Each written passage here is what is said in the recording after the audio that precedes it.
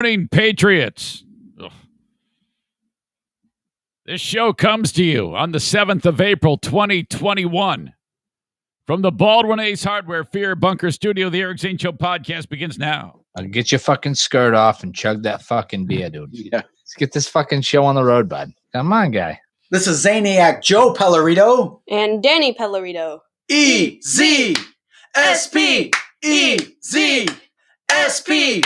It's the Eric Zane Show podcast. Give me an E. E. Give me a Z. Z. Give me a S. S. Give me a P. P. What's that spell? Espa. What's that spell?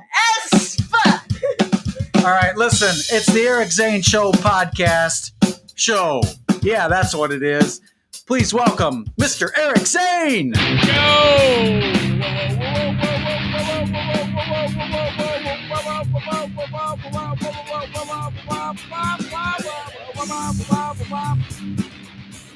Welcome to the Eric Zane Show podcast.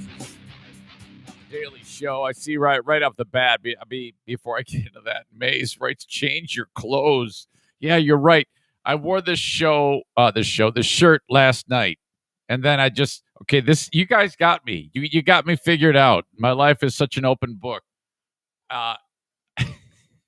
Okay, truth be told, I wore a red shirt yesterday, but it didn't have the Rad Dads logo on it. Okay, it was just, and so I finished midday. I got rid of that shirt and put another red shirt on. All right, no big deal.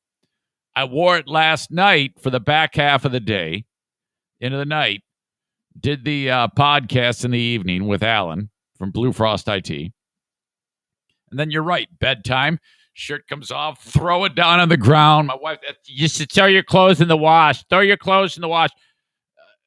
Yeah, whatever. Wake up, throw the shirt on, and off we go. So, technically, this is one day's worth of wearing because I only wore it for half a day yesterday, but it doesn't look very good.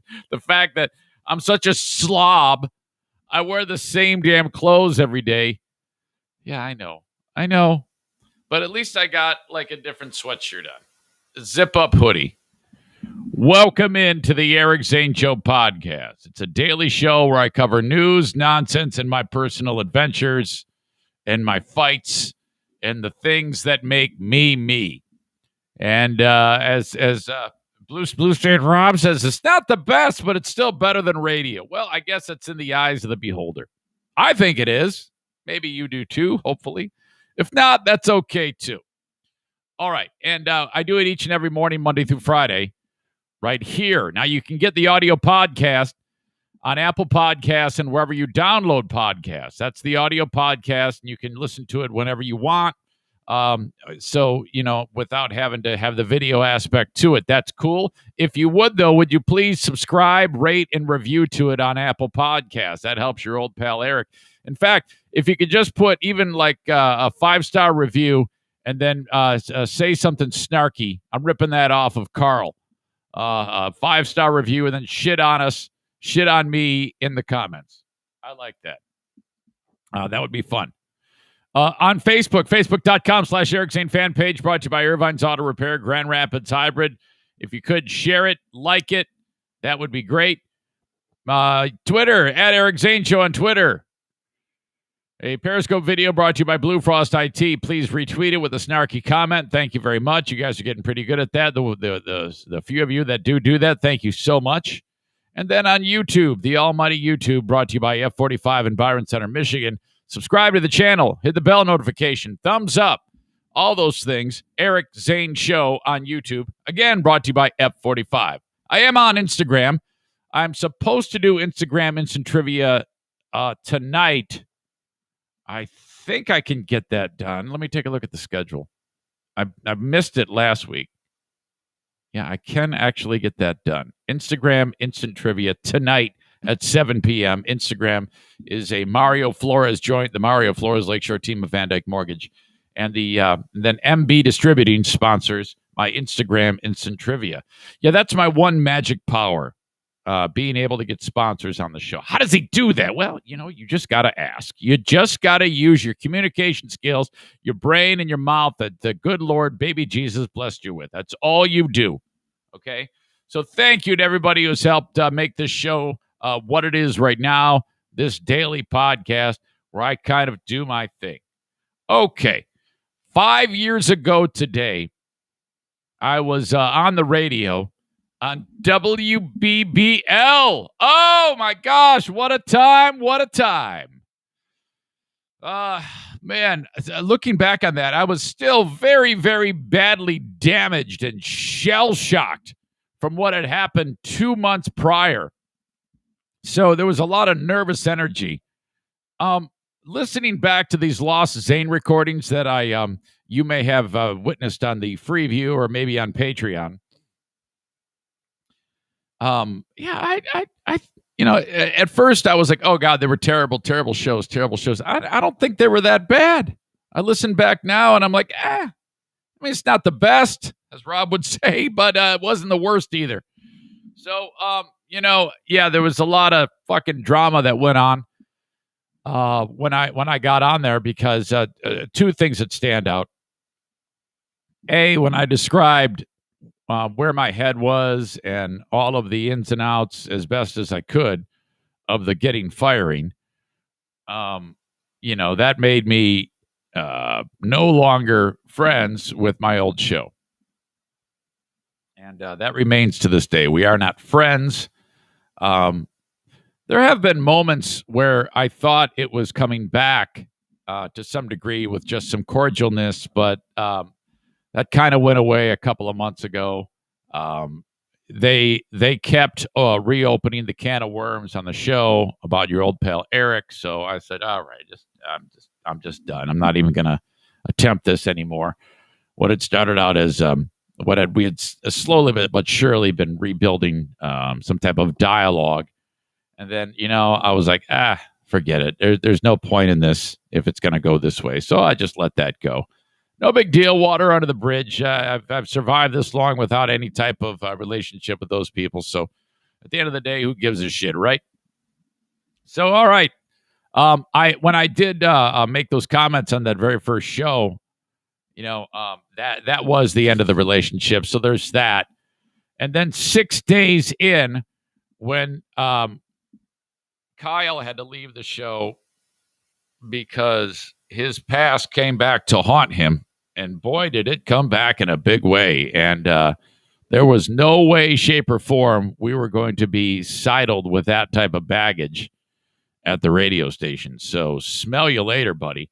I often wonder if that guy, Kyle, who I think needs a punch in the gut and then a stiff uppercut, if that son of a bitch has actually been honest with the people that he associates with on a regular basis. I suspect not, because had he been honest, and some of you know exactly what I'm talking about, nobody would talk to this guy. Nobody would be doing a podcast with him. I can guarantee you that. And I'm like, where is the whistleblower who blew the whistle on him to me and had that all blow up? Why hasn't that happened for the rest of his life, frankly? So, all right, that's how that went. 5 years ago today, the Eric Zane Show podcast got started.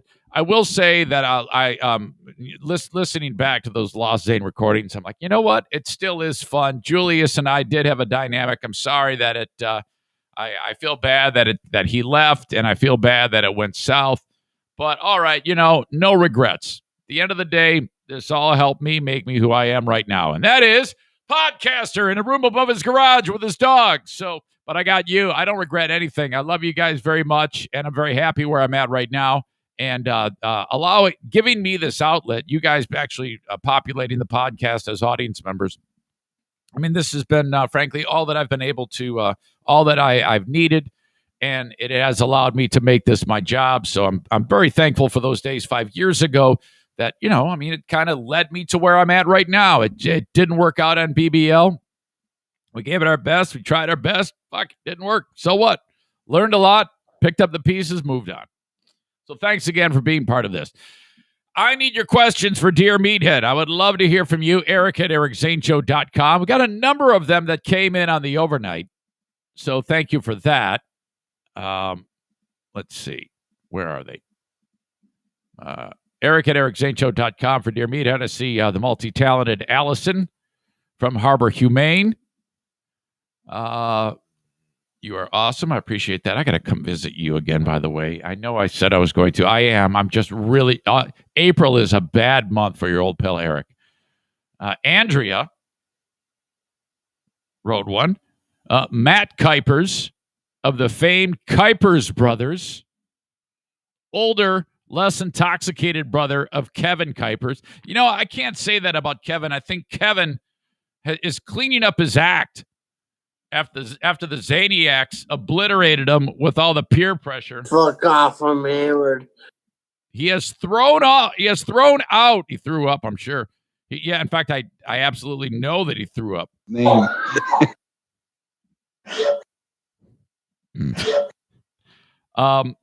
I know he threw up. And then he threw out the beer bong.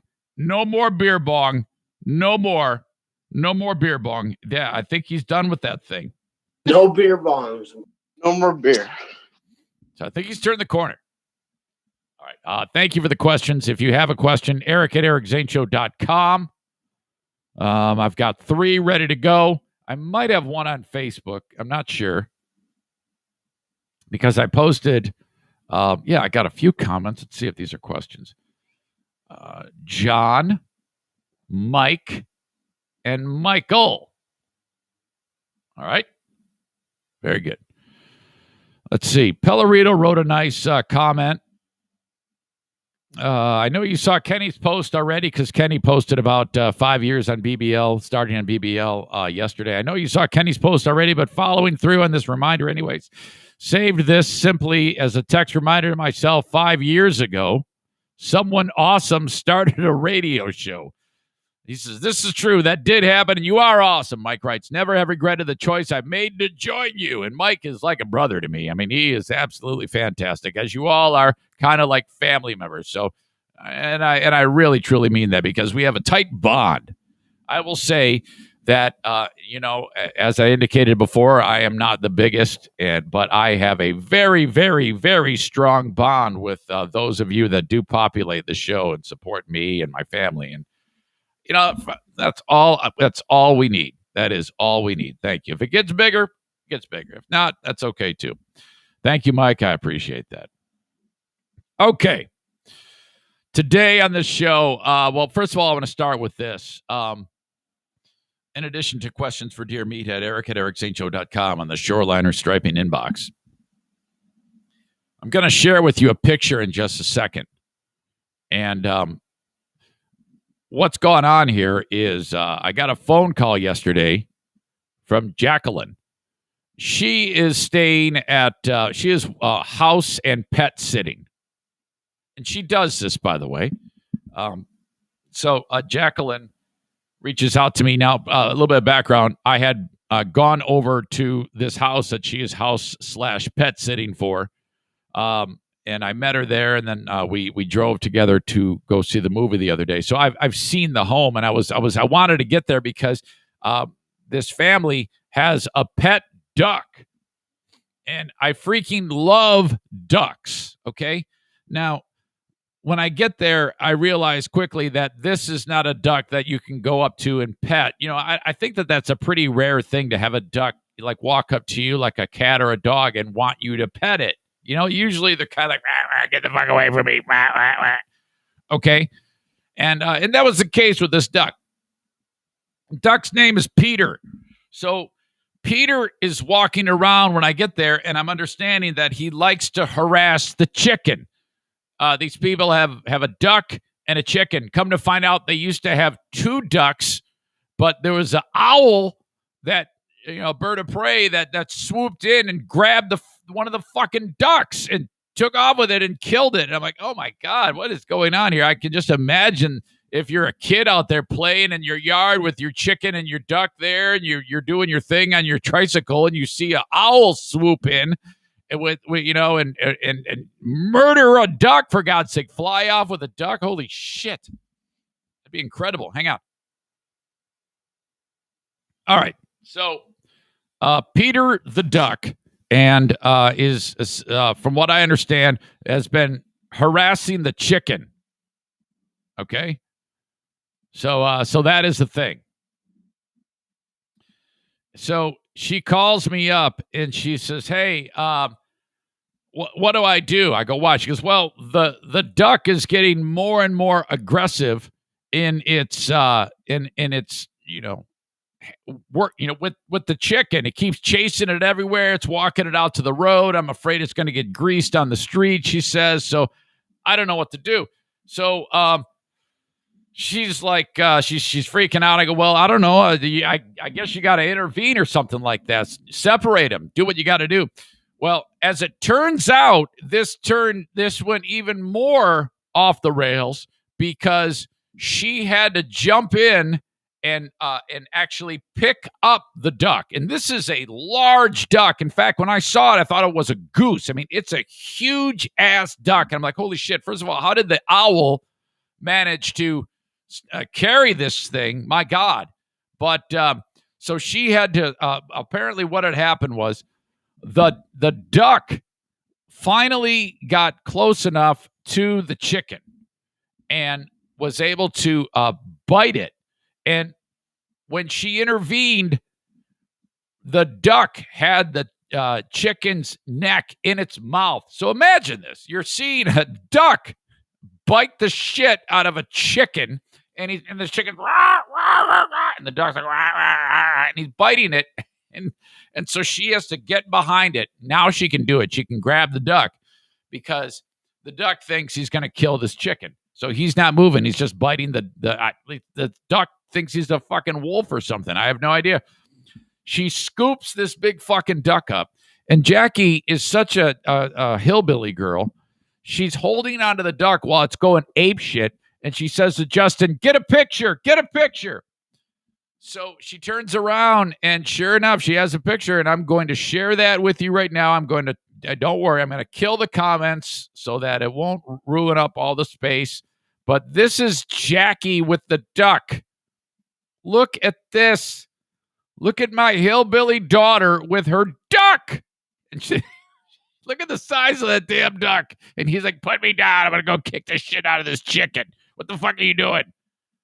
Oh, my God. So fun. Unbelievable. She picks up the duck, and now the duck is like, all right, fine. I won't do it anymore. All right. That kid. Holy crap. Okay. The legend continues. What legend? Come on. What do you mean, what legend? The legend of Akil Baddoo. The right field line. 2-1. He got just it. Like that. The Hollywood script continues. Akil Baddoo wears a crown to give the Tigers the win. All right, that's a walk-off base hit. They had a man in scoring position. The Tigers did. Bottom of the 10th inning. And, he gets a base hit. And that's that. Akil Baddoo with a walk-off single. Tigers win over the Twins. And why this is kind of, it's so interesting, the fact that this guy who 22 years old, his very first at bat the other day, opening day for it wasn't opening day, but his first at bat, he first pitch, he hits a home run. And then, so that was incredible. His mom and dad are just beside themselves. I like how the mom pushes the dad, like, get the fuck out of here. Look what he just did. It's really, really cool. So that everybody was like following that story. So that was awesome. And then the following game, the Tigers got the shit kicked out of him, but he hit a grand slam. All right, that is awesome. And then in this game, he hits a walk-off single. So everybody's talking about this guy. Everybody's talking about Akil Baddoo. And and this is against the team that drafted him. Now, you need to know, Baddoo, last year, he was playing like A-level baseball. I mean, very, very minor leagues. This guy, he just kind of comes out of nowhere. Now, is this going to continue? Who knows? But really, really interesting that he's been able to kind of walk in there and just crush it. Baddoo already the first player in Tigers history with home runs in its first two major league games. and the first major leaguer since Wilson Contreras to homer on his first big league pitch. Tuesday's heroics made him the first Tiger with a walk-off hit within his first 3 major league games since Gabe Alvarez in 1998. There's a name for you. And according to Elias Sports Bureau, which means if they're gonna quote Elias Sports Bureau, you know they're pulling a stat from way back. Baddoo is the first Major League Baseball player since at least 1900 with 2 home runs, including a grand slam and a walk-off hit in his first 3 games. Up to this first at-bat, this guy was a loser. Nobody knew. I mean, he didn't do anything. And all of a sudden, he's like on fire. All right. Doing it against his former team like that. It's really, really impressive. All right. So the Tigers have this manager, AJ Hinch, who he is known for cheating the fuck out of the World Series to win it for the Astros. You remember that deal? But he's like, oh, thank God I got this guy Baddoo, so everybody can forget about the fact that I'm a cheating motherfucker. Oh, thank God. Oh, I'm so happy he's here. Did you see that when the Astros opened up? I forget where they were. They were opening up somewhere, and it was somewhere on the road, and it might have been Los Angeles, or it was Oakland maybe, and and the fans are banging on garbage cans while all the Astros players line up. Oh, my God. Holy crap. All right. Baddoo and the Tigers are making me love baseball all over again. It's the romantic nuances of the game that I'm liking right now. So that is just fun. Right now, there is a beam of light on my face. Are you seeing this? I can't even see anything. I need to shut those blinds. It is killing me. Hang on. Oh. Too much.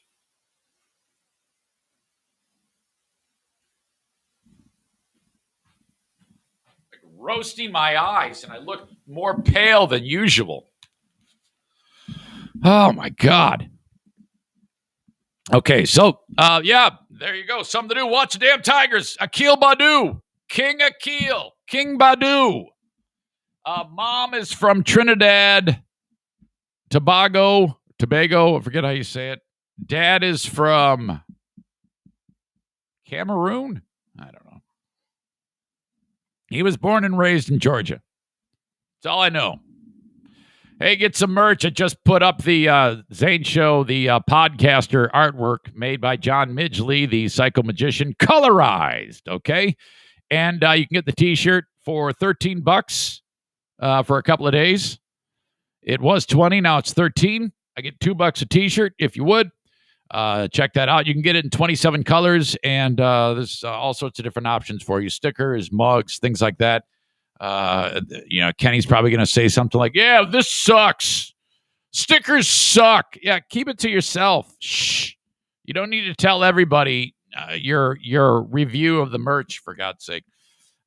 You can get it all at ericzaneshow.com. Click merch.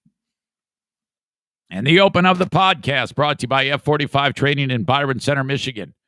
F45training.com/Byron Center. Work out for 1 week free at F45 Byron Center. Thank you to them. It's really, really great. You walk in there, temperature check. Okay. You go over to your little tile where you stay in there for the workout, a 10x10 area. Everybody's got their own 10x10 area, loads of space. Hey, I'm in tile number 5. That means I'm going to look at big screen number 5. And the animation is going to show me how to do the exercise. Do it for 35 seconds, 10 seconds recover. Do it again. Go on to the next exercise. Off you go. Sanitized after each and every round. Classes all day long and on the weekend. F45training.com/Byron Center. And 1 week free. You're going to love that. You're going to love it at F45. Please mention my name. Hang on. Okay. I am having a phlegm issue today. Not good. Holy crap. Horizon Hydroponics, Horizen, hydroponics.com. No matter what you're growing, outdoors or indoors, here we are. We're making the transition from indoor to outdoor right now. All right, your plants are growing big and strong. You're going to throw them in the ground outside. You're going to have a wonderful harvest this year. Whether it's tomatoes, whether it's marigolds, whether it's the biggest, best, bountiful harvest of cannabis you can possibly find, you can do that. How'd you like to be the guy or the neighbor of the guy who in Michigan you can grow these things now with no problem whatsoever, and your neighbor was like, oh my God, my neighbor's growing tons of pot. Look at this, and then you're like, it smells, holy crap, it smells like a head shop in here. Fantastic. I'm sorry, not F45. Horizen hydroponics.com. Horizon hydroponics.com. You can buy anything online and have it shipped anywhere in the USA. Orders $250 and more, you get the shipping free, as you know, and then use the coupon code Zane Show at checkout. That's going to save you 10% on your order. They have 4 brick and mortar stores: Alpine and Grand Rapids, the Growers Outlet, Byron Center, and then, of course, Lansing and Kalamazoo. Keep your eyes and ears peeled this weekend. I'll be on Who Are These Podcasts. We are recording Saturday. It'll be, of course, Carl, Andy, one of the regulars, and then your dumbass friend Eric, doing his best to keep up.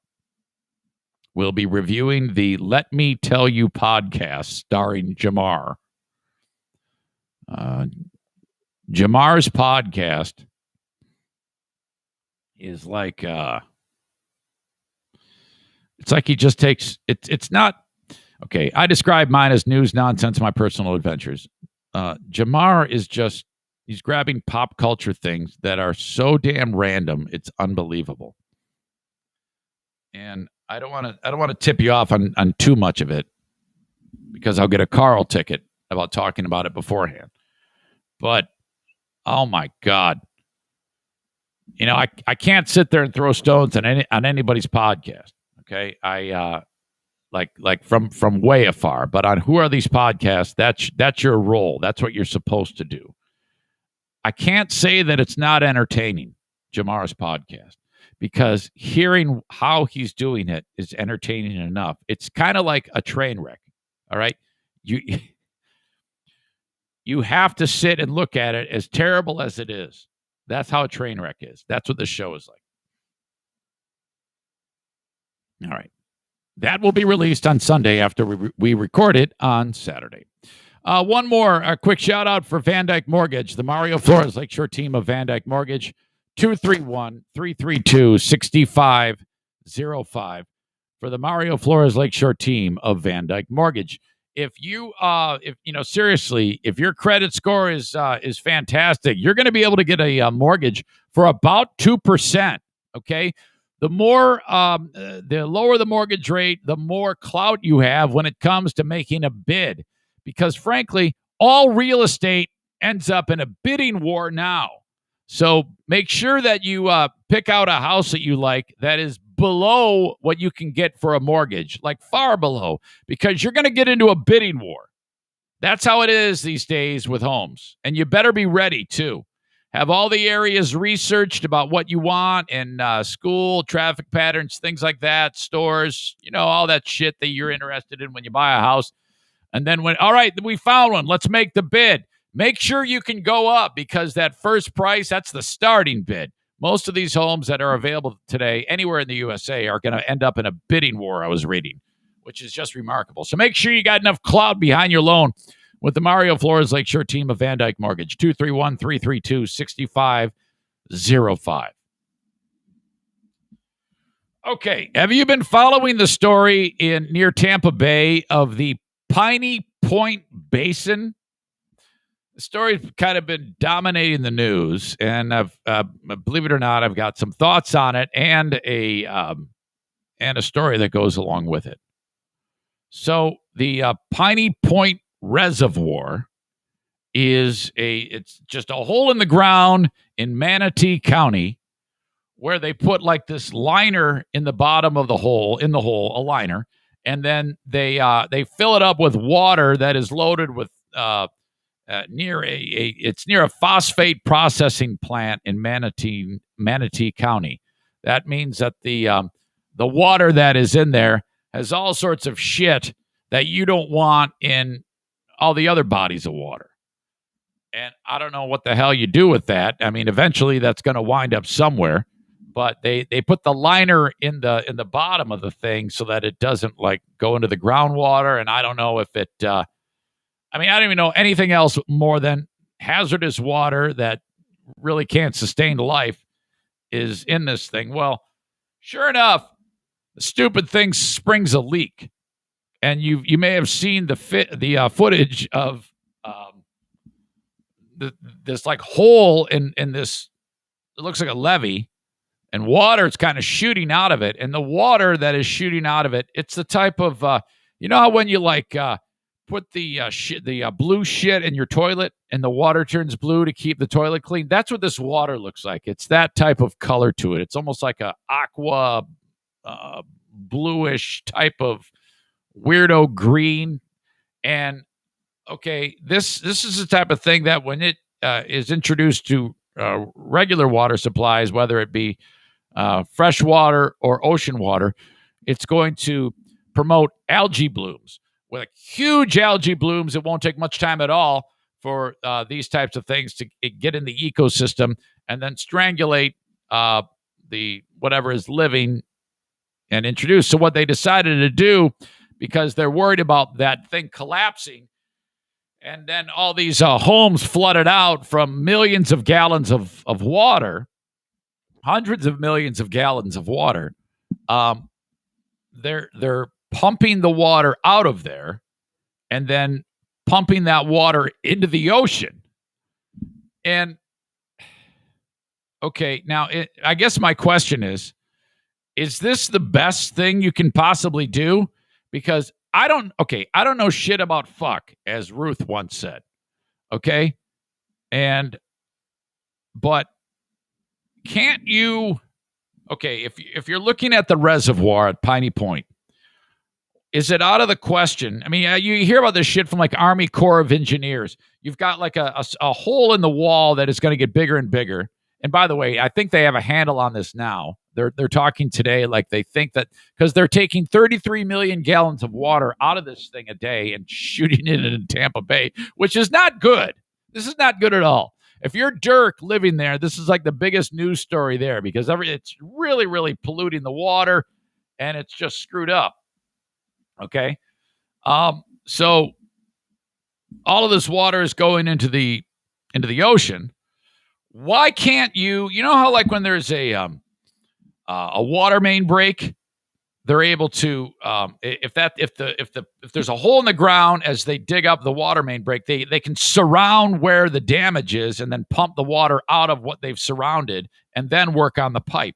So I guess what I'm getting at is in my no experience assessment of how to repair this, is it too much to ask that they like where the breach is on the inside of the reservoir? Picture the inside of the reservoir and the water is leaking out. Can't they wall off like a 10-foot area right by the breach? Okay, as best as they can. And then inside of that walling, pump the water out. And then where the hole is, where now it's going to be dry, inside of the walled area. And then shore it up. Pour some fucking cement in there. Something like that. Anything. Why is that? Is this impossible? Is there nothing you can do? And in the first place, why would you have a reservoir with a liner, okay, not be cement on the outside of it? I don't understand the engineering here. Maybe somebody who has more knowledge of such a thing can point me in the right direction. But this seems fucked up to me. I don't know. That's what's going on there. But as of right now, apparently they have polluted the ocean enough, and that they now think that they're in good shape. While I was reading about this story, something popped into my mind that I saw, completely unrelated, but I guess not that far away.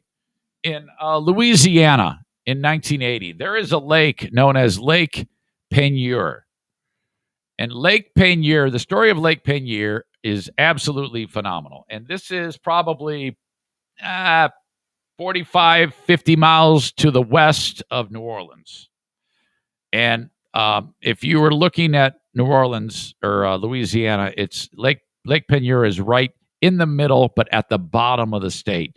There's an area known as Vermilion Bay, and then the Del Cambrai Canal that leads to Lake Peigneur. Lake Peigneur in 1980 was an all-sports lake, probably maybe 20 feet deep at best. And there's, all this life around there, all these people that live there on the lake, nice lake, and, ducks, fish, sporting, good time, water skiing. Everybody loves life on Lake Peigneur. Underneath the lake, though, believe it or not, is the Diamond Crystal Salt Company.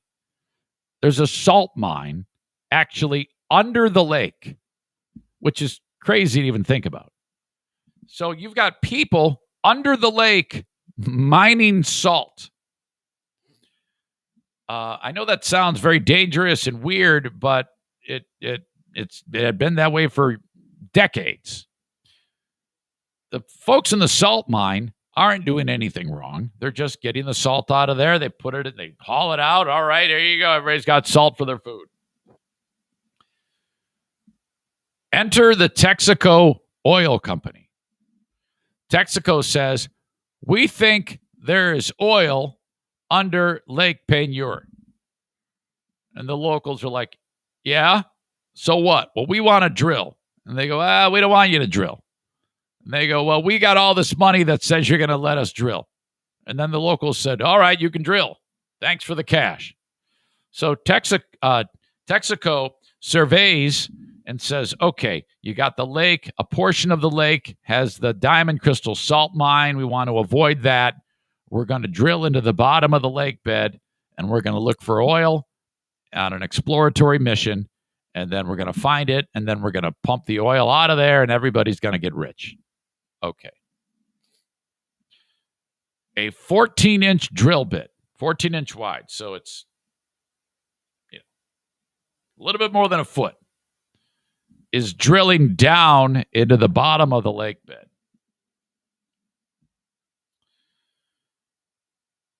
The dummies at Texaco calculated wrong, and they drilled into the salt mine.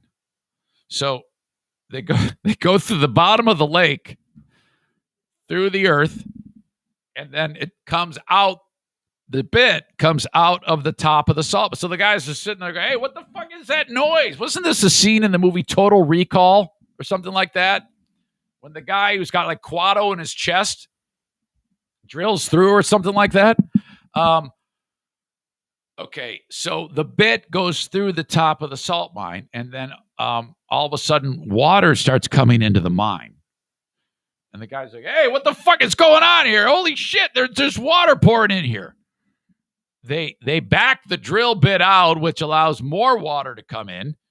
And so they have essentially, it's like when you have your bathtub filled up and you pull the plug. Lake Peigneur is a bathtub and it's draining. So what starts as water pouring through a 14-inch hole, the hole is quickly 15 inches as more and more water pulls through, 20 inches, 30 inches, it's draining. And so there's 55 people in the salt mine, and they're like, let's get the fuck out of here. And they take off out of the salt mine. The salt mine's filling with water from the lake, and the lake starts to drain. More and more water is coming out of the lake. And now a whirlpool starts, just like in your bathtub. So all of a sudden, quack, quack, quack, quack.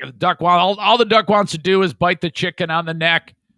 And all of a sudden, the duck gets sucked down. Now, seriously, there were no people died in this. But I guess a few dogs did, which I'm really triggered by. I can't imagine the dog just sitting there playing in the water, and all of a sudden he's doing dog paddle, trying to swim out. He can, and then he goes round, down the hole. the hole gets bigger and bigger and bigger, and the water keeps pouring in. Okay? Time passes.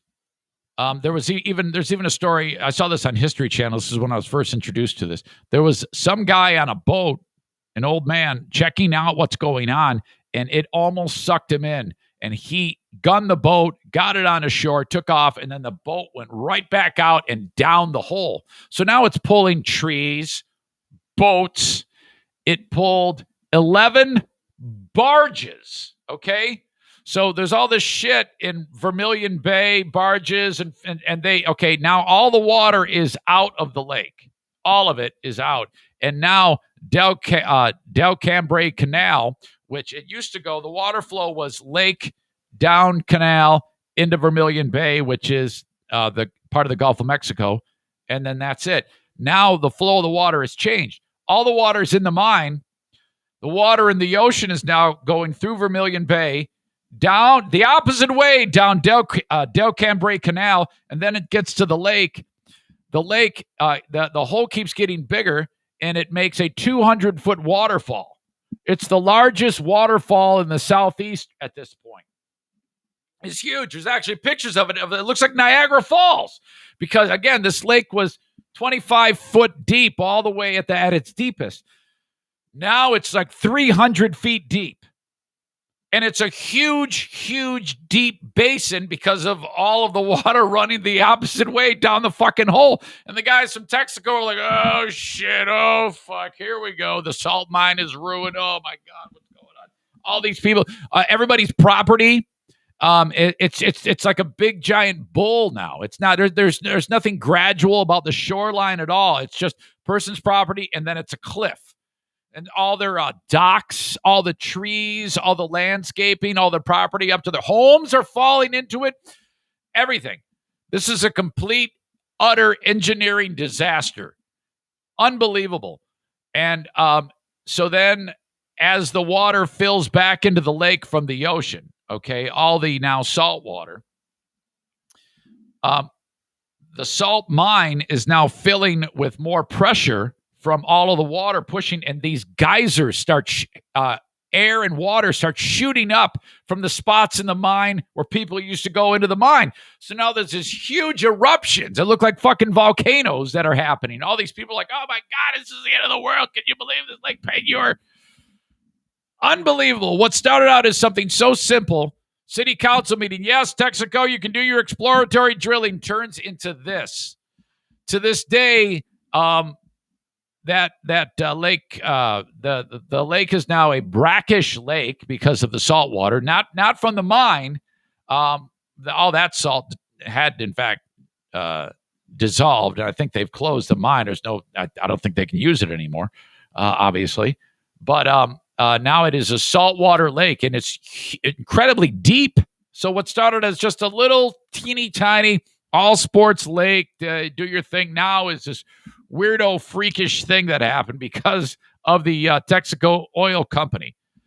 Texaco and the drilling contractor Wilson Brothers paid $32 million to Diamond Crystal and $12.8 million to a nearby botanical garden. Of course, there's a botanical garden there for people to check out. That thing's ruined, known as Live Oak Gardens, in an out-of-court settlement to compensate for the damage caused. How'd you like to be the guy? You know that there's one guy who was instrumental in putting the drill where they put the drill, where they actually said, all right, this is the X marks the spot. This is it. My God. Oh, man. The Mine Safety and Health Administration released a report on the disaster shortly after, which exhaustively documented the event, but stopped short of identifying. They said that they can't put the drill bit as the official reason for the disaster. It's like, well, how can you not? And then it says the mine was officially closed in December of 1986. It was? It took that long? Since 1994, AGL Resources has used Lake Peigneur's underlying salt dome as a storage and hub facility for pressurized natural gas. Yeah, if I don't think that would do anything with any natural resources around Lake Peigneur at this point. My God, what a damn story. You can find all this online. I will link it up. the History Channel story about Lake Pinier. It's really, really outstanding. Anyway, that popped into my brain because of the hazardous water leak at Piney Point Reservoir near Tampa Bay. My God. You ever wonder whenever you see about natural disasters that occur? I guess this one at Piney Point isn't necessarily a natural disaster.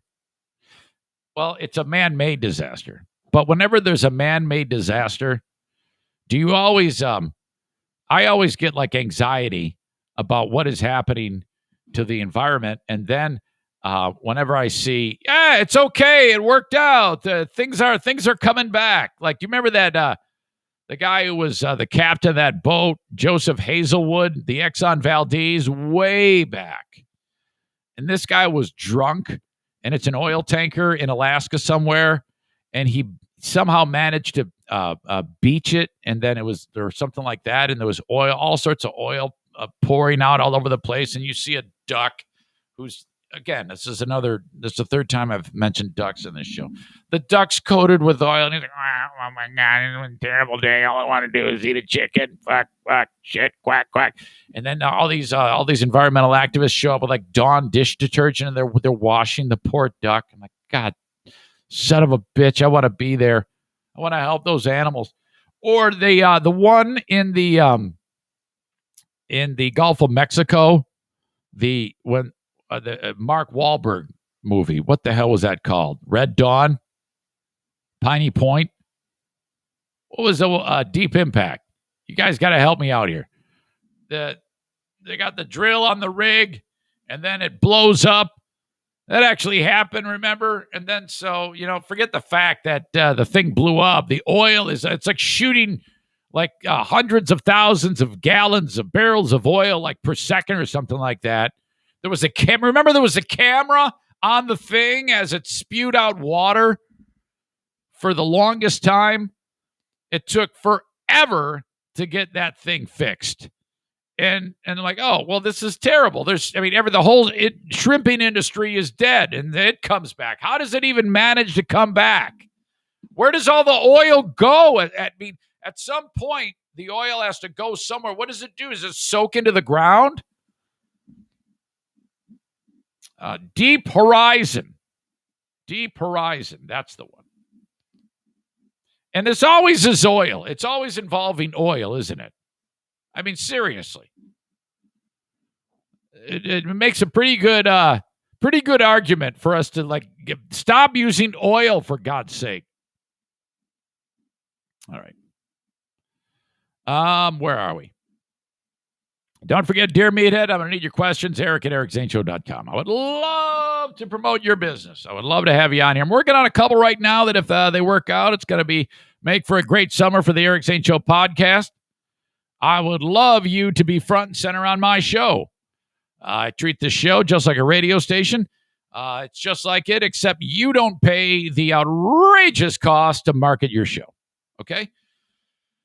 Reach out, Eric at ericzaneshow.com, and I will explain to you how it works. So if you have ever advertised in any way, maybe it's, you spend money on the Valpak coupons for your business. Oh, my God, seriously. I just got some Valpak coupons the other day, and I just threw them right out. I don't even open the damn thing. Why do you people...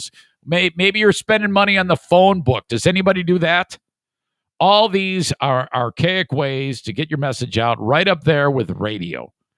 Nobody listens to the radio anymore. It's true.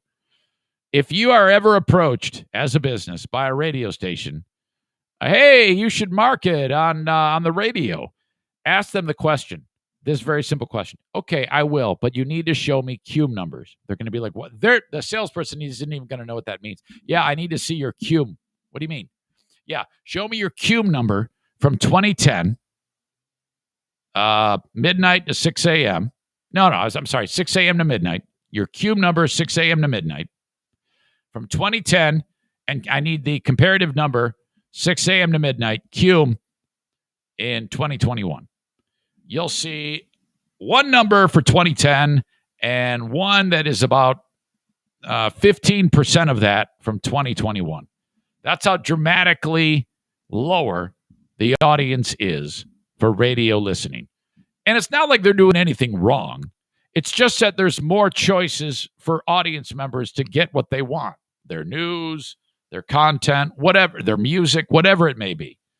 And the tried and true radio is going away, okay? Car manufacturers are no longer going to be putting FM radio into cars before you know it. It's coming. Because nobody even uses it. It's a waste of time and money for them to even put it in there. They're just going to hook their phone up. Their phone talks to the frickin' thing, and then boom, you can listen to their own radio station on their Spotify. So that's coming. So you might as well get on board right now. Have me talk about your business. Eric at ericzaneshow.com, and I'll tell you how it works. Just like TC Paintball. And I'm really stoked about the fact that coming up in May, we've got a paintball event that is Sunday, 5 p.m., May 16. The Eric Zane Show podcast, Paintball War number 14. Not yet named, but I need you to start thinking about an RSVP because we're just over a month away from that. I want to try to get if you've ever played paintball before, I want to try to get the biggest crowd possible. I want 30 plus for this one. That is a goal. We've never had 30 plus in attendance, but that would be awesome. So if you've ever done paintball before, Sunday, May 16th, Eric Zane Show podcast, Paintball War number 14, RSVP right now. I'm starting to keep track of the names right now. Eric at ericzaneshow.com.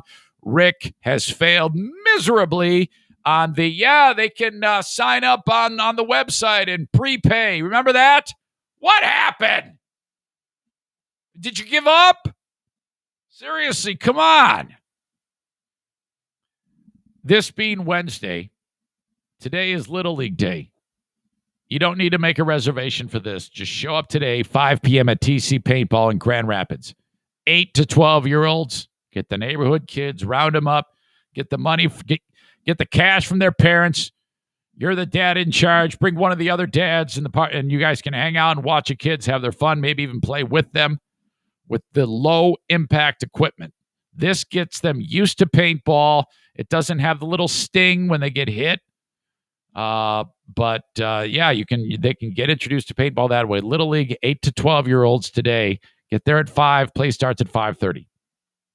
They're asking that you pre-register by calling or emailing. All those details are available at tcpaintballgr.com. Also, the Teen League is tonight for up to 18 years old using the traditional equipment. Some of your kids, they'll be 8 to 12, and they're going to want to use the traditional equipment. I look at my pal Bo, who is the tarantula farmer's youngest. That kid, oh my God, he loves the welts. He took one in the neck. Hey, Zane, look, Zane, look. He's attached to me at the hip. I'm his buddy. He's my buddy. I'm like looking to him for guidance. He's got the expertise and the knowledge. All right. That goes on today.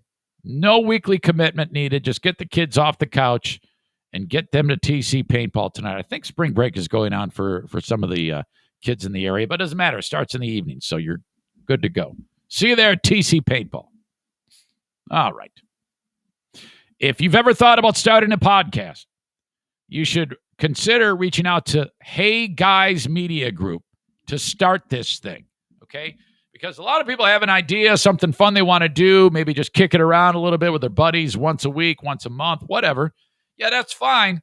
But, I mean, there's a lot of things that you can screw up along the way that are going to make this less enjoyable of an experience. So whether you're just doing this for fun or maybe you want to pursue it a little bit more involved, I recommend you reach out to Hey Guys Media Group online at heyguysmediagroup.com. They will help you edit your episodes and teach you everything you need to know about making your podcast dream a reality. Okay.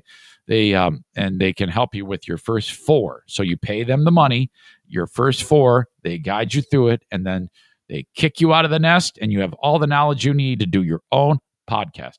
That's what they do at Hey Guys Media Group, online at heyguysmediagroup.com. Okay? And if you want to let them coach you, because they kind of have an ear for what's right and what's wrong, what's good and what's bad, they're going to help you with that too if you choose. So if you want to keep it going, You can pay them a little bit, and they'll coach you at making your podcast better along the way. So they have a good ear for that, as they say. Thank you to Hey Guys Media Group for being part of the show. All right. Questions on Dear Meathead. Eric at ericzaneshow.com. Let's see what we have. All right. Let's see. Trevor is checking in. He said, Eric, ask your dad his thoughts when you told him that Diana was pregnant for the first time with you being so young. All right. Not a bad idea. Still have Allison's, Andrea's, Matt's, plus a few on Facebook. So thank you very much. We will get to that. That should be great. All right. Don't forget on Patreon, patreon.com/Eric Zane. We did Smarter Than a Former Drug Dealer trivia yesterday with Dale. And we played with John in Kalamazoo. And this was a lot of fun. Dale, oh my God. The question was asked, what was God referring to in the Bible when he's used the word the firmament? Okay. And Dale's answer is one to behold. Okay. You're going to love this. Patriot Nick blasting me across the nose with it's just like a radio show, except this has, and actually that's a compliment. I thought he was making fun of me. Just like a radio show, except this has more listeners and watchers consistently. Thank you, Nick. I appreciate that. I thought you were being mean. Chris says, bring back the easy FU wallet. Trevor says, I'm scared of paintball. My eye will get shot out like Ralphie on A Christmas Story. You wear protective gear. You're good to go. Jason says, radio sucks. Tried it and lost money. Oh, fuck. I'm sorry. Trevor says, look at Bruce and Daisy. Just absolutely no fucks to be had in Doggy Dreamland while Eric rambles on. They are out. Daisy has a new collar, by the way, with a big, beautiful flower on it. Jackie made that. Yeah, the dogs sleep with kind of like their eyes barely open. Looks creepy as they dream away. Thanks again for everybody being part of the pod. Jason says, Nick didn't say it was good. LOL. No, he says, yeah, he was. He said it... Yeah, but that's kind of a compliment. Shut up, Jason. Come on, guys. Don't distract me on this shit with your mean comments. Ripping me a new one. It is, well, you're right. It might not be good. I can't disagree with that. It's kind of shitty at times. Not that good. All right. I'm going to get my dad in here. Dear Meathead is brought to you by my friends at JM Synthetics. This is what I'd like you to do.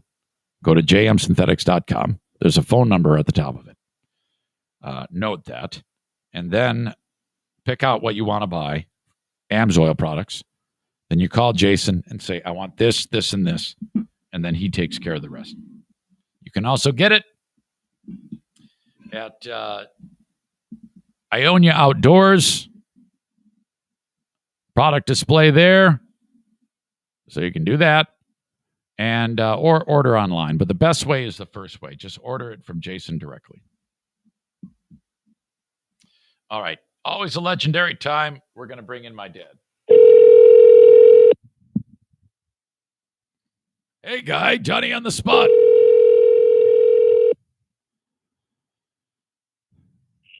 I know who you are. Dad, good morning. How are you? Good morning. How are you? I'm well, and I hope you're well. Yeah, Dad, everything is great. Everything is great. The weather is nice. It's unseasonably warm. Yeah. And Did you have sunshine all day yesterday? In the back half of the day, a little bit of rain, a little bit of clouds, but all in all, we had an awesome day. Yeah, I can't complain. I can't complain. That was great, honey. Yeah, and I know what you're loving. You're loving the fact that you can go outside and hang out and go maybe take a walk. Yeah. I live outside. Okay, so are you going for the walk like you guys like to do? No, we haven't done that for in a long time. But a couple of times we did short distance. Some or other we've lost the practice, so we got to start working at it. Oh yeah, absolutely. That's good for you. It keeps you healthy, Dad. Please do. Sure, Yeah. sure.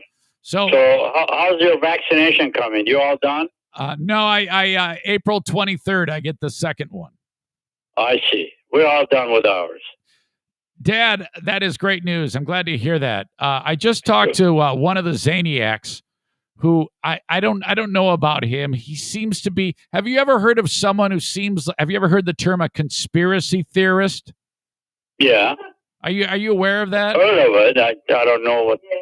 A conspiracy theorist always seems to have like an alternative theory about something that everyone else believes, and it's always kind of like harebrained and crazy, and everybody looks at him like he's a maniac when they come up, like the type of person who says that September 11th was actually like done by the United States and we blew up our own buildings. That's what a conspiracy theorist would think of, Okay.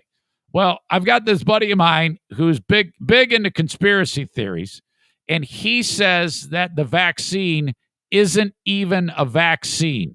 It's not. That there's no such thing as a vaccine. In theory, I do not believe what he says.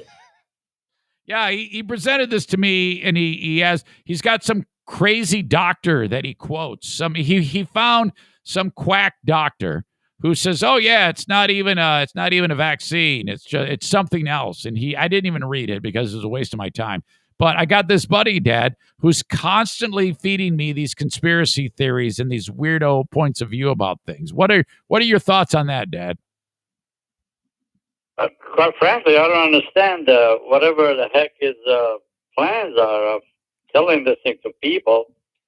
It's a belief that this is what it is, or what? I don't get it. Yeah, I don't get it either. I don't understand why that would be a thing. But why would he want? And besides, why would he want to talk about negative things?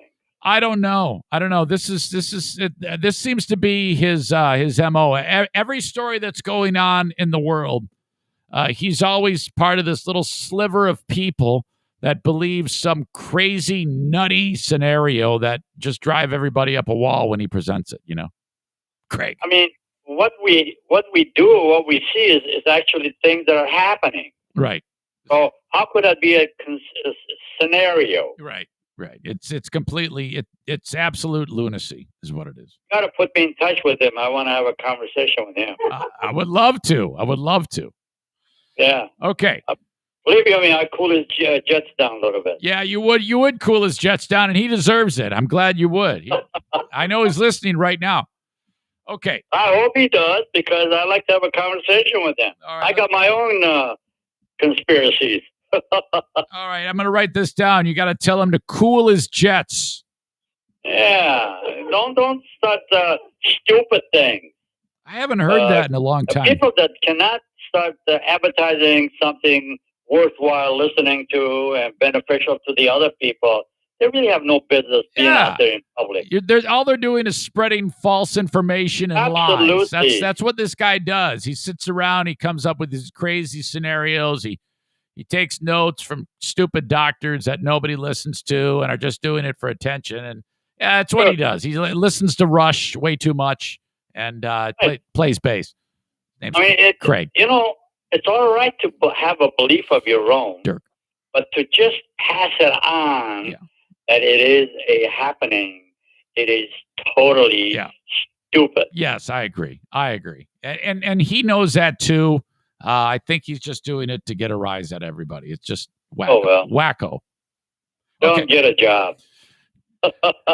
Dad, my pal Mike says, Meathead, did you have a best friend when you were young, when you lived in Iran? And did you keep in touch over the years with this person after moving to the U.S.? Well, to keep in touch, no, I did not. But I did have a best friend. One friend. Now, the one big thing that happened, his family were of well-to-do type of people. He would have the best clothing that I know. And then he had a raincoat, that super-looking thing. And we were very poor. We didn't have the good things. Right. And I just about slept in the clothing that I had every night. And, Yeah. And anytime I had to go somewhere that was of a party or something, I would borrow his raincoat if it was in the winter. Oh, he'd let you borrow the raincoat. Yes. Oh, that's wonderful. I looked like a cat's meow with that raincoat. And then I'd keep it a day or two and return it back to him. His name, I can't even think of his name. He was an Irani guy, a Muslim guy, but wonderful friend of mine. Huh? No, vegan was a Christian guy, that Armenian. I can't think of his name, but he'd go by my house and he would stay out late at night. My mom would never let me stay out late. And we had a song called Again. It's an American song. Yeah. Again, this couldn't happen before, remember? Yeah, I remember you saying that to us, yes. Yeah. Well, anyway, he would whistle that song. Anytime he'd be going by my house to go to his house. Yeah. And he always stayed out late at night. I don't know how his parents allowed him to do that. Hey, Dad, did he ever try to kiss you? No, we're not in those. Yeah, I don't know. He's singing that song to you. I thought maybe he wanted to kiss you or something. No. We love that song. Okay. I used to go in the hills and sing that song. Wow, that sounds like a hell of a time. What a party, you know? Oh, it was just he and I, you know. So wait a minute, you would go in the hills with this guy? And hey, I would go. The hills north of was a hill. Yeah. I'd walk all the way up there, and I had a hell of a voice. I'll tell you that right now. So you guys would go and sing the song again, and he wouldn't try to kiss you? Yes. Yeah. Okay. In fact, I think Joanne had this record in here or something. We got it on Alexa. Okay. That song is there. Oh, boy, I bet that brought back memories when you were in the hills. Oh, my God, yes. Yes. So he and I will be out there in the dark.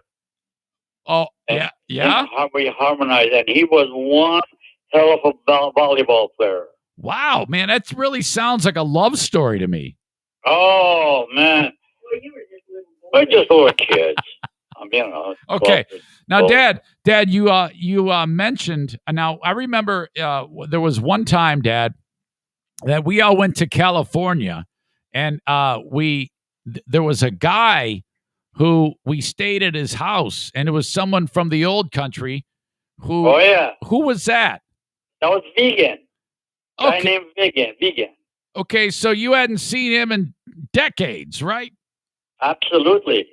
Absolutely. And he and his brother were already in America. Okay, so you get to see Vegan. I remember that. I remember the interaction. It was 1980. Yes. It was 1984. The Olympics were going on in Los Angeles. I remember we were there. And, And so when that happened, since then, Dad, I'm sure you've reached out to Vegan all these years after seeing him, right? No. Once we went out there, and that was it. we came back and all that, and I've never heard or seen. Wait a minute.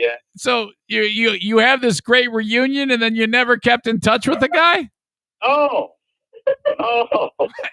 Well, I don't know, Dad. It sounds like nothing else to tell him. He lived his own lifestyle and all that, and he had 2 daughters, and we just had Yeah, I know, but we hung around about 2 or 3 days and left. That was it. Yeah, but most people keep in touch. You didn't even say hi to him anymore after that.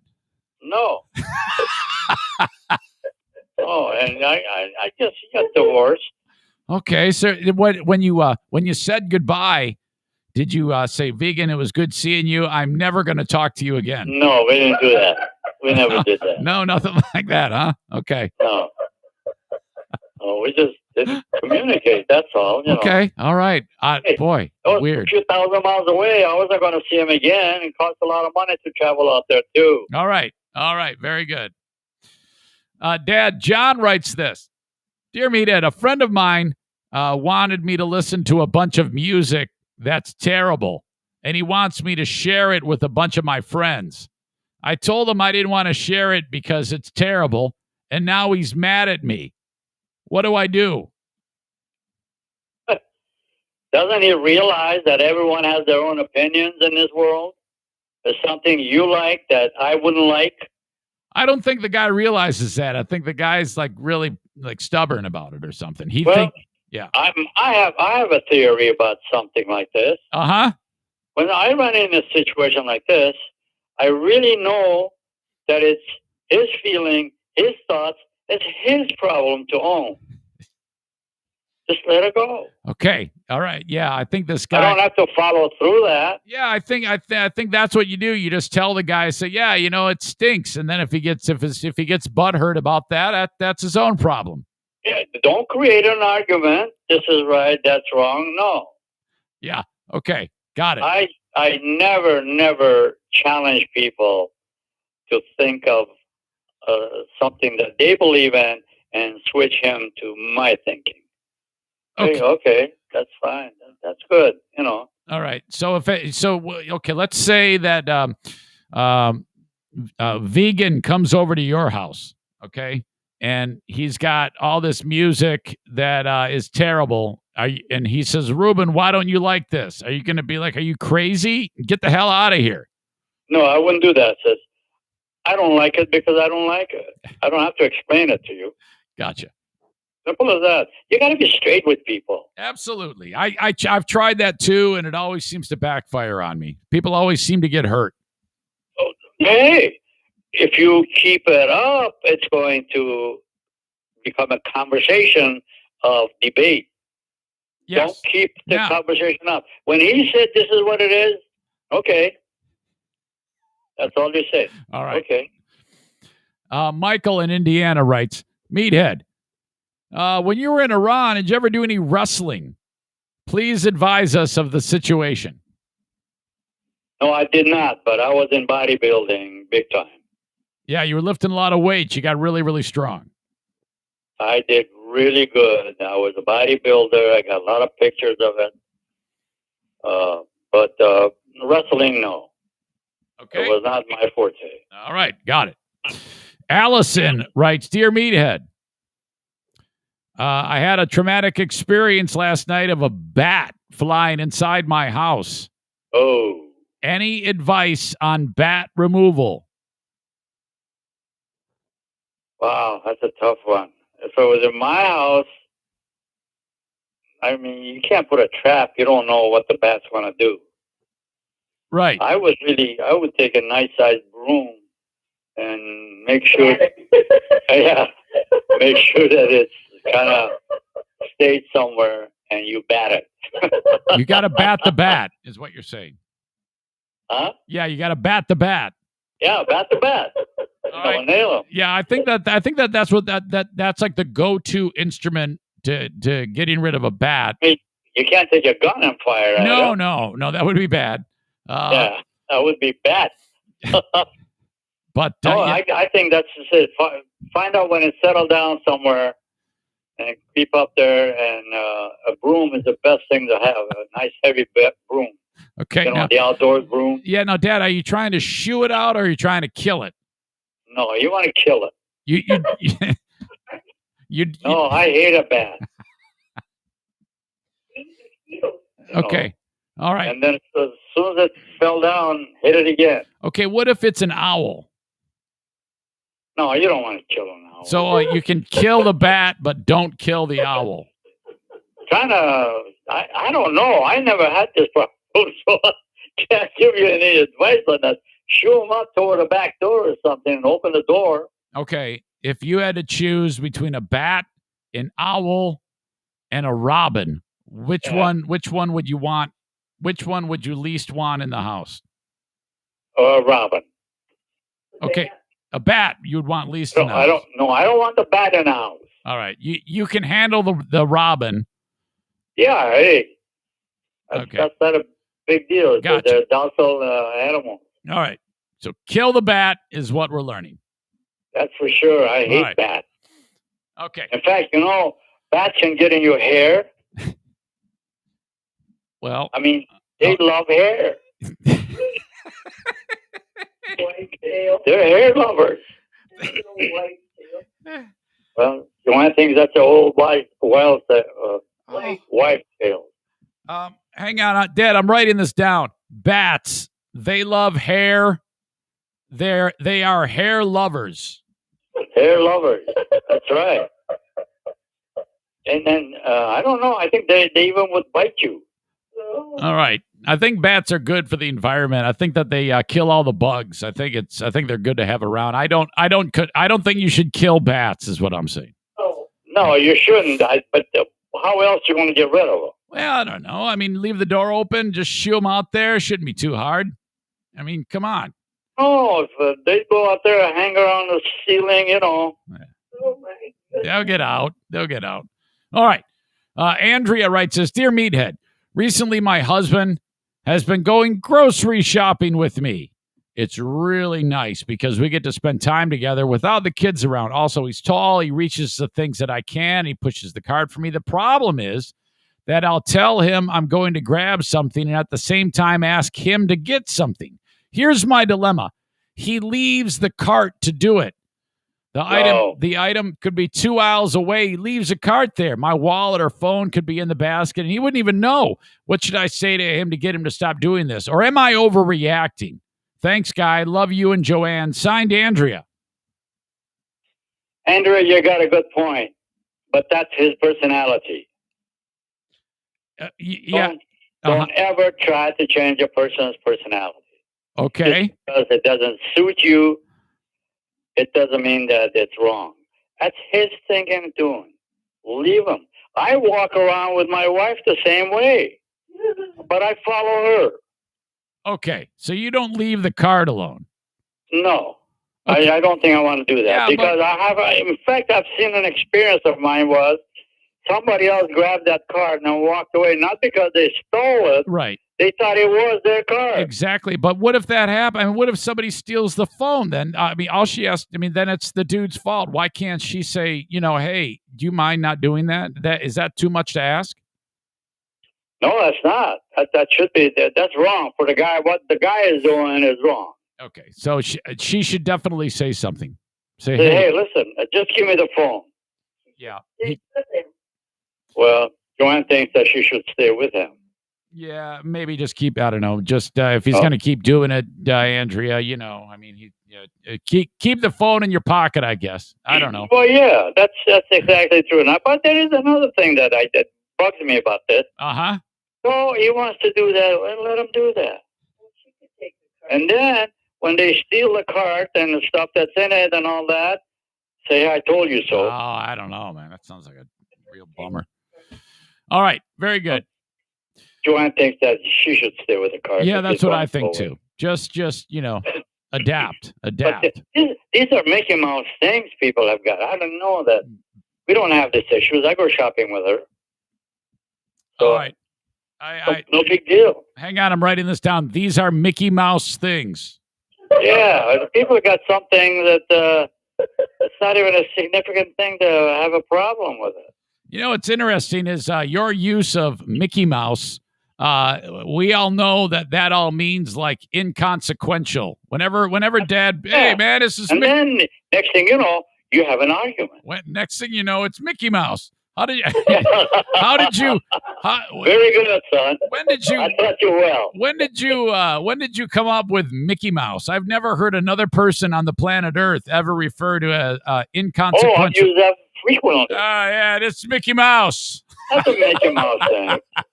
If you ever get pulled over, the cop's going to think you're on drugs because he's going to say, hey, do you know why I pulled you over? And you're going to say, yeah, probably some Mickey Mouse thing.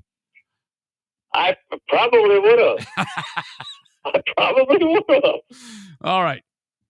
Matt writes this. Dear Meathead, here's a question. I've got a neighbor that has some kids, 10 to 15 years old. They also have a go-kart that the kids like to drive around the neighborhood. I have no issue with them doing that. However, the kids have been cutting through my yard and have started tearing up the lawn with the go-kart. He says, I don't mind them driving it on the street. I just don't want them to tear up my yard. What would you do, meathead? Any advice would be greatly appreciated. Now, I know what you're going to say, Dad, but go ahead and tell Matt what you would do if the kids were ripping up your yard with their go-kart. Well, the number one thing is I'd cut them off coming in. I'd take the go-kart away, and I would put it in my garage. You would steal their go-kart? No, right in front of them. I'll stop them, take the go-kart away from him, put it in my garage, and tell him, go get your dad. I want to talk with him. Okay, well, what if he... That's a serious matter. What if he says, screw you, old man, and he doesn't stop? I would say, okay, but go get your dad anyway. You can't mess around with him. You can't hit him. You can't do anything. Yeah, I think. Go get your dad. I'm not going to go get your dad. Yeah, I don't think he's going to honor your request. I think he's going to. Well, then that thing gets locked up in your garage till he comes back with it. Well, yeah, but if he keeps going, you're going to have to grab him as he's driving, and you're going to be hanging on the bumper. No. If it keeps going, okay, but you set a trap or something and catch him. Set a trap. Well, that's a trap. That's my property, and I'm going to put a trap on there. So is this a trap like when they want to stop a bad guy, they put those strips down with the spikes on it? I will have to show him and his parents the distastefulness that I've got about what they're doing in here. Okay, so let me get this straight. Set a trap for the child. If he's going to do that, I'm going to catch him. And then you're going to disable the vehicle, and you're going to take it. I'm not going to disable the vehicle. Okay, so I'm going to take it away from him. So let me try to picture this. Are you going to construct a giant cage? and then you cut him off, get him off of that, and take that thing away from him. I'm a little concerned about. How old is this kid? 25 years old? I think he's like 12 or 13, Oh my God, I can knock the shit out of him. Pardon my English. Yeah, I don't know if that's I don't know if that's a way to go, man. No, that's not the way to go. But if someone's tackling my personality, I'm going to tackle theirs. Let me write this down. If someone is tackling my personality, I'm gonna tackle theirs. All right, okay, I can see that. But people cannot do that. If a young kid is 13, 14 years old, he's so stupid to do that. I'm going to show him who's got the stupidity. Oh my God, that is fantastic. That is absolutely fantastic. This may have been one of my favorite exchanges in the history of doing this this segment, Dad. I'm a very loving man. I am. Yeah. I got this whole neighborhood wrapped around my finger. Oh, I know that. I mean that you absolutely are until they attack your personality, and then you're gonna. And I've never had I had one guy that we had a little bit of harsh conversation, and I apologized to him. He apologized to me. We made up, and that's it. Yeah. However, you cannot let people walk all over you. No. I mean, I fear for the lives of those kids who are on the go-kart by you. Oh, that guy will be on there one time. Yep. Okay. Dad, I'm going to leave it right there. I don't think we can top that. There's a few late arriving questions, but I'll save them for next week. But as always, it has been absolutely incredible. You have hit it out of you and Joanne have hit it out of the park again. She's cracking me up by her laugh. Yeah, everybody loves her laugh. It's like a big favorite for the audience. They love the laugh. Oh my God. Oh, okay. Hey, I'm grateful that I got her because she's the love of my life. You know what, Dad? We should put this on a T-shirt. Those kids on the go-kart, we need to put them on an island. Well, no. The only people that go on the island are the criminals. Okay. Put them on the island. That's not a criminal item. All right. Hey, you guys, I appreciate you. I'll be in touch very soon. I'll call you off the podcast, say hello, and just. Hey, listen, I'd love to have you guys because you do nice cooking on my grill. Yeah, I know it. I want. April is very, very busy for me, but I do want to come and do shish kebab bar. I just did it again the other day. So that'll be great, honey. Okay. All right. I love you guys. I love you, and I love your audience. They're wonderful people. I'll tell you that. Putting up with my stupidity sometimes, it's a lot of strength. They love it. They love you guys. Okay.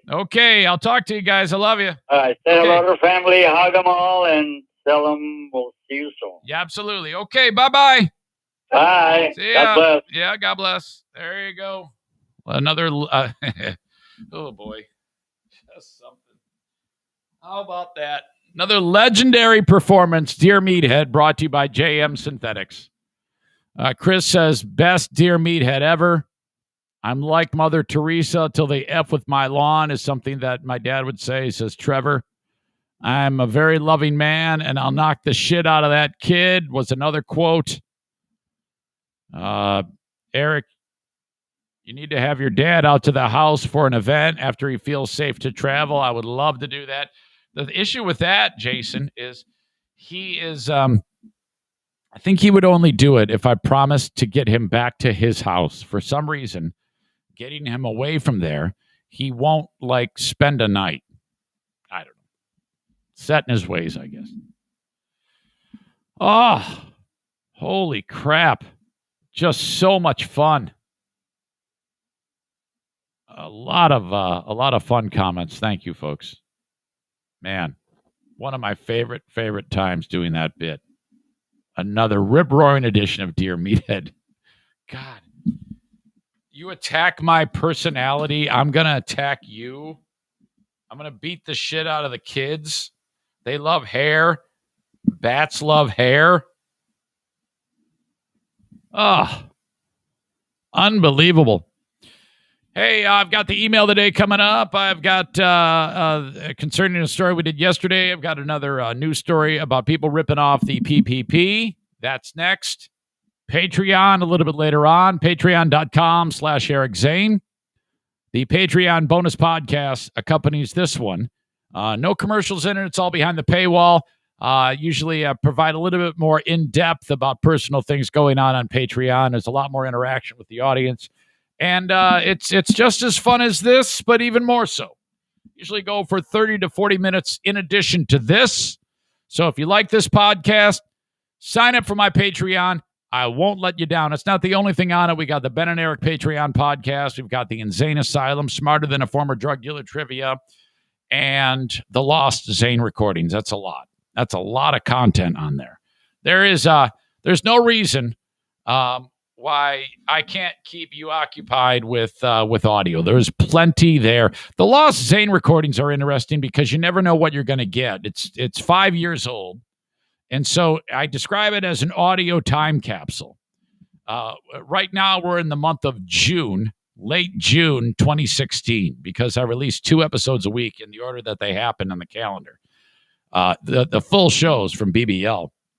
So you're going to hear, everything that happened. So when, for example, big news story was Trump getting elected. You're going to hear the interactions. You're going to hear all the thoughts and just all the shit that goes on in the world from that point to as it gets caught up. So that's the Lost Zane recordings. It's all on my Patreon, $5 or $10 a month. I recommend you just try it out and see what you think.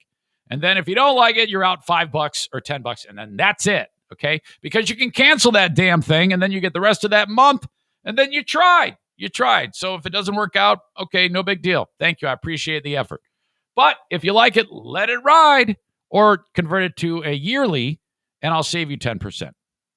I just had somebody the other day who converted to a yearly. Thank you very much. It's a name I don't recognize. But yeah, so it's real simple to do if you are an existing member on Patreon.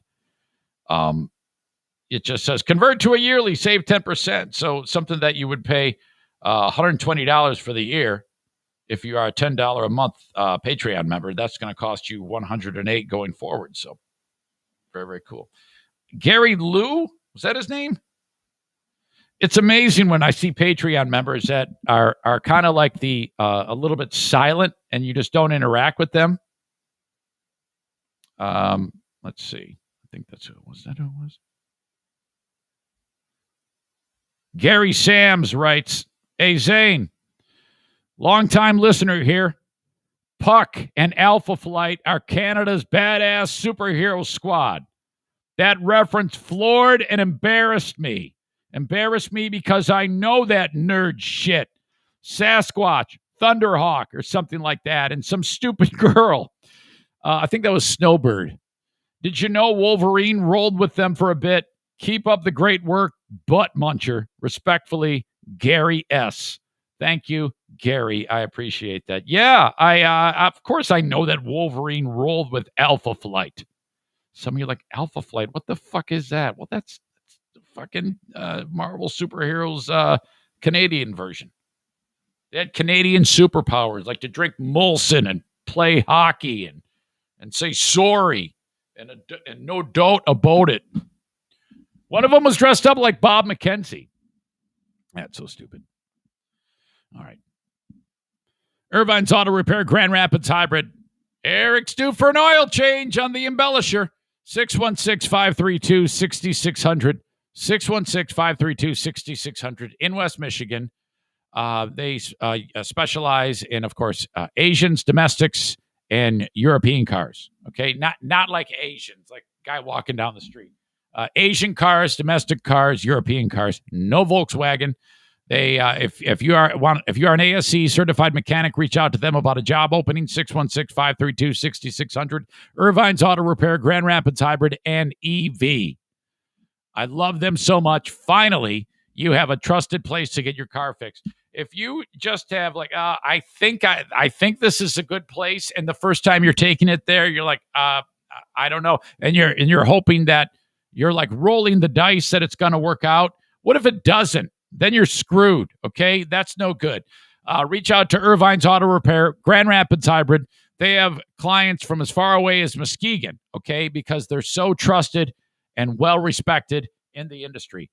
If you are on 44th Street, just east of 131 by 3 blocks, is a side street called Stafford.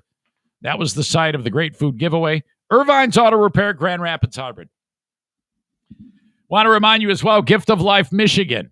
That is the organization that I have partnered with to be their ambassador and tell you about the amazing initiatives of what it is like and how important it is to be an organ donor and be registered with the state of Michigan as an organ donor. Thank you to Gift of Life Michigan. In fact, today at 2:30, I'm doing a live stream with Allison from Gift of Life, Val Cobbs from National Kidney Foundation Michigan chapter, and myself as a living donor, and Jeffrey D, my pal Jeffrey D, the recipient of my kidney. You will be able to get a glimpse at this guy. You never saw him before, okay?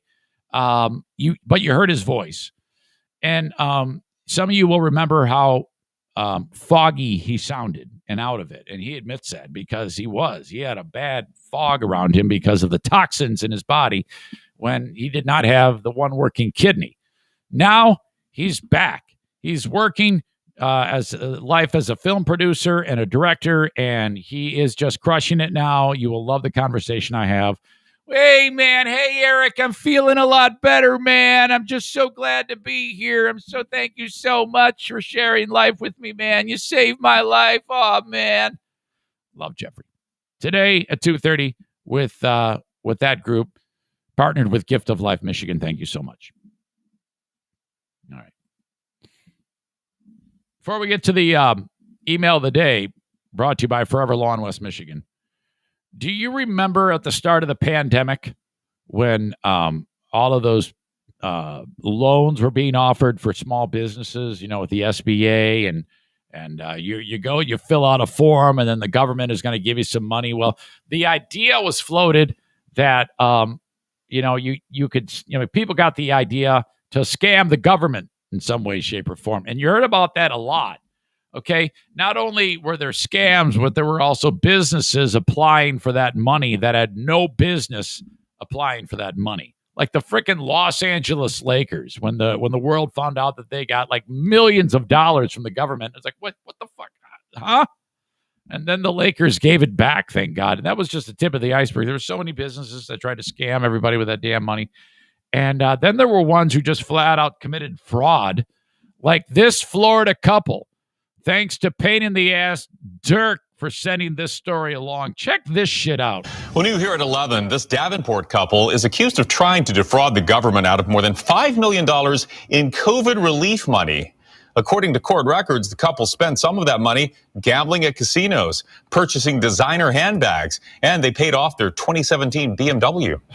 As Fox 13's Jordan Bowen reports, this isn't the first time that one of those defendants has been charged with fraud. For some struggling businesses, COVID relief funds can be a lifeline. But feds say the businesses under 44-year-old Julio Lugo and 37-year-old Rosenide Vinnett not only weren't struggling, but weren't even real. Attorney Anthony Rickman, who isn't associated with the case, says the real victim is the taxpayer. Businesses are failing. Businesses are struggling. This money was set aside for legitimate businesses.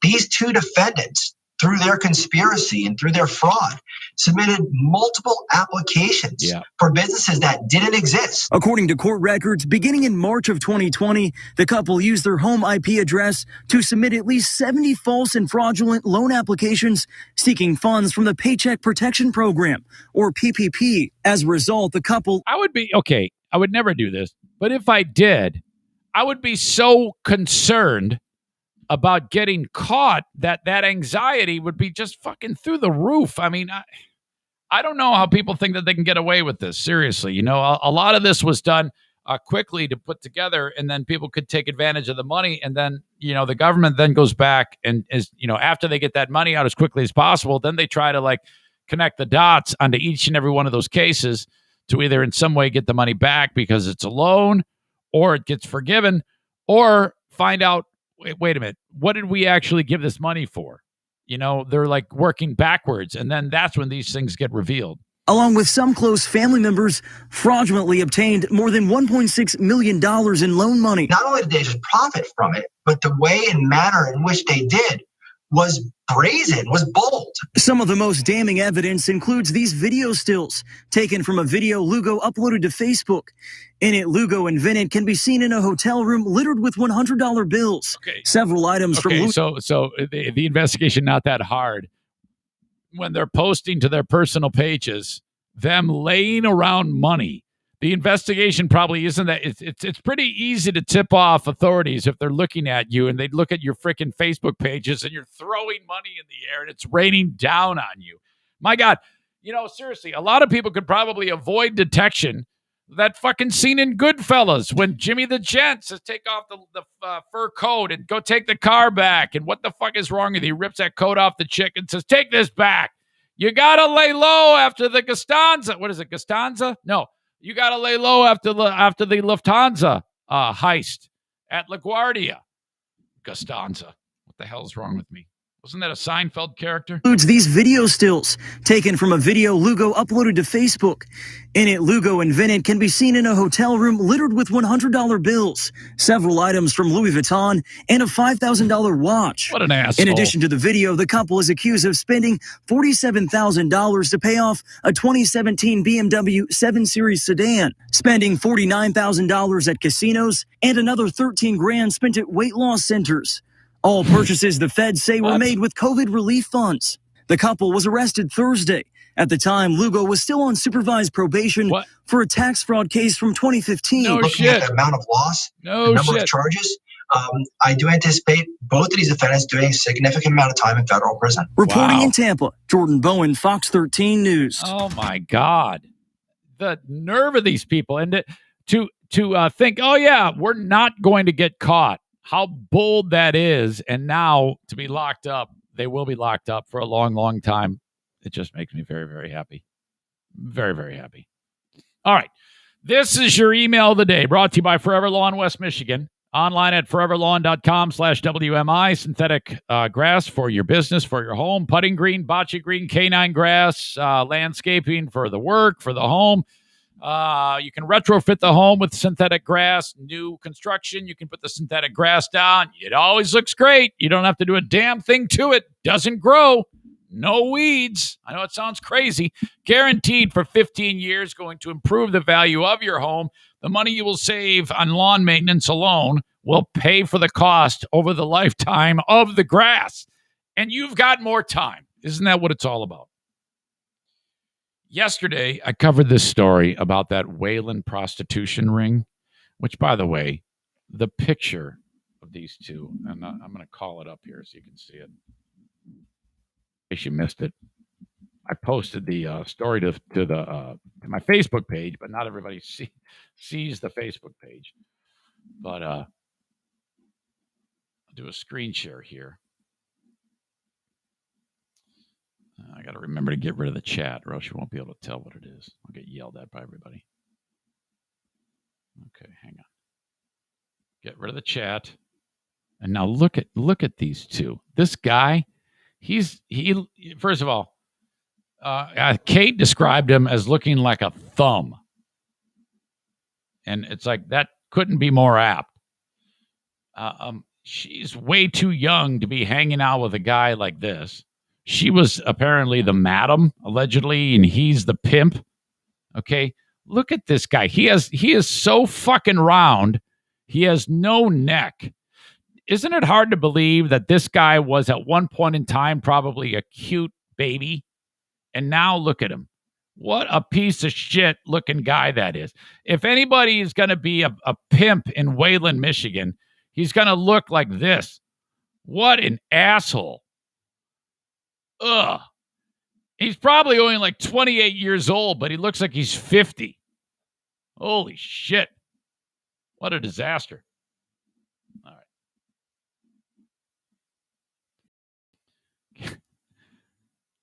Says he looks like a penis with a hair tuft. Marcy says a thumb. Jason says a meathead. Kenny says he probably was a potato as a baby and he grew up to be a thumb. Andrea says, isn't that one of the wrestler congressmen's? And Trevor says, Wayland prostitutes. Those have to be some low-end girls. Oh, you know it. Oh, my God. Talk about a friggin' blue waffle. Look that one up. All right. So, anyway, the buried in the story was the secondary star, and that is the chief of police in Wayland. Now, this is a dumpy-ass town. If you live there and you're not dumpy, well, I'm not talking about you, but I'm talking about your neighbor. This is a shithole, okay? And Linda writes this. Just listening to the story on the podcast about the Wayland prostitution ring. My God. Not surprising that the inept police force took 2 years to bust them. I've talked about that quite a bit yesterday. They are the worst.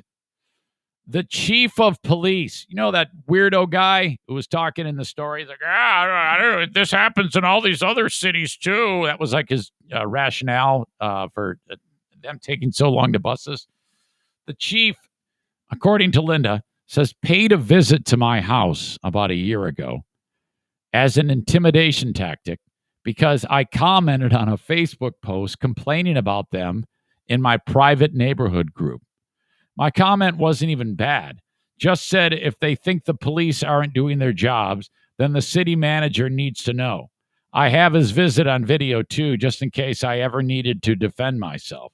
So glad I got the hell out of there. Signed, Linda. We should bring Linda in real quick. I have questions about that. And if she does pick up, that means we get to hear her great radio voice. Hi, you got a radio voice. Wait a minute. Where is it? There it is. I have so many of you saved to be able to get a hold of you. Sorry about the banging microphone there. Again, it's not the best, but it's still better than radio.